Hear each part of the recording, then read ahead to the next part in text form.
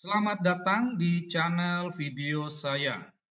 Banyak kita temukan tuduhan-tuduhan umat Islam terhadap kekristenan, ya. Entah itu soal Allahnya, entah itu soal Yesus, soal kitab suci, ya.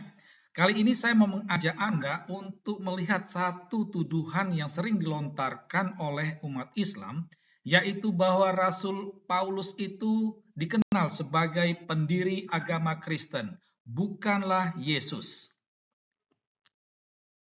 Pertama-tama kita mencoba memahami akar dari tuduhan Islam ini. Dapat dikatakan bahwa tuduhan Islam ini berakar dari kebencian, permusuhan, dan sikap dengki. Ya. Kebencian dan permusuhan ini sudah terekam dalam Al-Quran. Ada banyak wahyu Allah yang mengungkapkan kebencian dan sikap permusuhan terhadap kekristenan. Bagi Allah Subhanahu wa Ta'ala, orang Kristen ini dianggap sebagai musuh yang dapat mengancam keimanan umat Islam dan juga bahaya terbongkarnya kebohongan yang berusaha ditutup-tutupi. Ya. Nah, selain itu, dengki ini karena mereka iri hati terhadap Paulus. Paulus itu lebih hebat daripada Muhammad, ya. Paulus dia banyak menulis surat, ya. Ajaran-ajarannya luar biasa dibandingkan dengan Muhammad itu. Nah, jadi di sini akhirnya muncul ya sikap iri hati dan dengki. Dari situlah mereka akhirnya melontarkan tuduhan bahwa Kristen itu didirikan oleh Paulus. Gitu. Nah, dari akar tuduhan ini kita akhirnya dapat melihat apa tujuan umat Islam ini melontarkan tuduhan-tuduhan tersebut. Ya, sederhananya tuduhan-tuduhan yang disampaikan itu memiliki tujuan untuk menyesatkan. Yang pertama, ya. Jadi supaya orang Kristen itu tersesatkan. Dan harapannya itu ya orang Kristen itu menjadi murtad.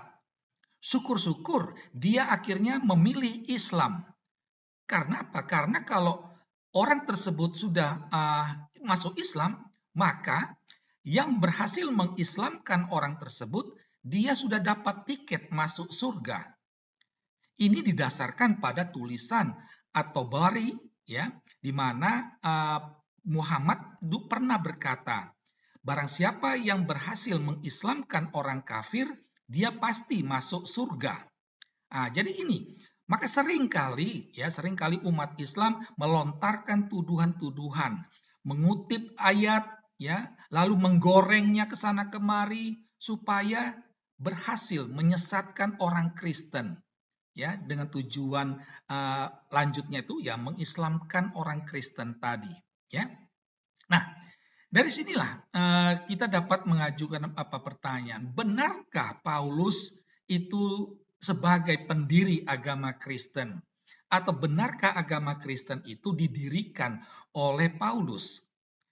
Kan sangat jelas bahwa ini sangat tidak mungkin, ya.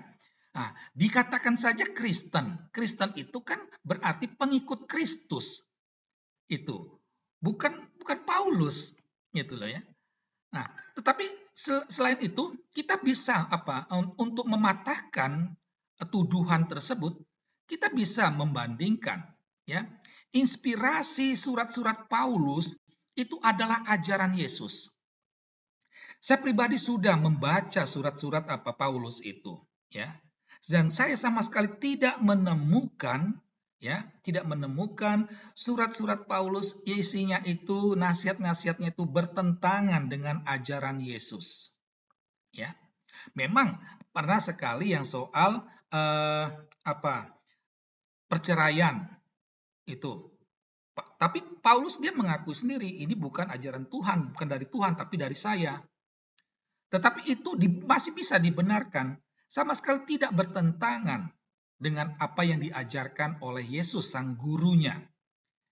Atau kalau kita mau membandingkan surat-surat Paulus itu dengan Injil, Sama sekali tidak ada pertentangan. Ya, silakan Anda baca Injil, keempat Injil itu, baca surat-surat Paulus itu, temukan di mana ada pertentangan antara isi surat-surat Paulus itu dengan Injil. Sama sekali tidak. Justru surat-surat Paulus itu ya sejalan dengan Injil. Itu. Nah, yang berikutnya itu tidak ada kritik dari para rasul lain dan juga dari Bapak Gereja terhadap surat-surat Paulus ini. Bapak-bapak gereja justru menegaskan apa yang ditulis oleh Paulus ini hendak menegaskan dengan bahasanya tentang ajaran Yesus. Itu. Nah, dari sini apa yang dapat kita umat Kristiani yang harus dipelajari? Bagaimana umat Kristiani menyikapi tuduhan-tuduhan tersebut? Ada beberapa poin penting. Yang pertama, satu pertanyaan dasar. Apakah Anda mau disesatkan? Jadi Anda sudah tahu bahwa tujuan umat Islam melontarkan tuduhan-tuduhan itu adalah untuk menyesatkan. Jadi pertanyaannya, apakah Anda mau disesatkan? Pilihan ada di tangan Anda. Yang kedua, tetaplah setia pada iman. Karena apa? Karena iman Kristen itu sudah pasti. Yesus datang ke dunia untuk menebus dosa manusia. Itu sudah pasti. Bukan semoga, bukan insya Allah. Ya. Nah, yang berikut, iman kekristenan itu didasarkan pada fakta, bukan fantasi. Ya. Apa yang dikatakan oleh Paulus itu masih bisa ditelusuri, bisa dibaca, dan bisa dibandingkan dengan tulisan-tulisan lain yang terkait dengan ajaran Yesus. Ya, jadi ini bukanlah rekayasa, bukanlah hasil fantasi sebagaimana Al-Quran itu. Ya, dan yang terakhir, kita dapat melihat hidup dan ajaran. Perhatikanlah hidup Paulus, perhatikanlah ajarannya. Hidup dan ajaran Paulus itu sejalan, selaras dengan apa yang diajarkan oleh Yesus sendiri. Demikianlah tanggapan kami terhadap tuduhan Islam bahwa Paulus itu sebagai pendiri agama Kristen. Semoga Anda mendapat pencerahan.